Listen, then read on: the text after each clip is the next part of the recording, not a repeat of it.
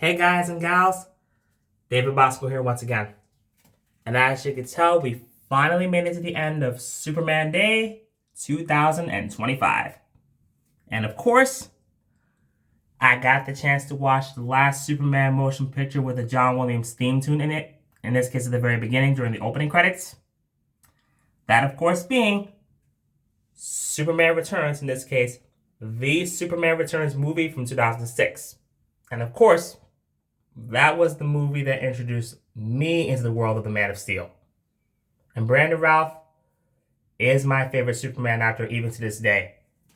And as a side note, that film was in honor of the late Christopher Reeve, who passed away 2 years earlier in 2004 during this film's production process. But still, that was a good way to honor him by having his name in the end credits, but also having Brandon Routh carry on that legacy while putting his own spin on the part. And to that I say, it works flawlessly.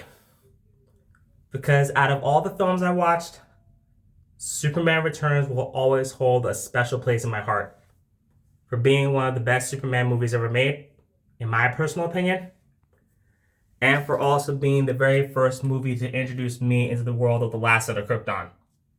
And I gotta say, for something like that, it was pretty neat. I'm also glad to figure out, in this case, I am also glad to figure out that he came back to play the character in CW's Crisis on Infinite Earths as the Kingdom Come interpretation of the character. And I gotta say, for him making a return as the Man of Steel, especially on a TV set, or in this case on TV screens in full HD, perfect timing. And I really, really enjoyed that. Because seeing him back in the blue suit again really hits me in a much more positive way. And so, with that being said, we've come to the end of Superman Day 2025. But in the next 2 hours, we're going to be covering a different Warner Brothers property.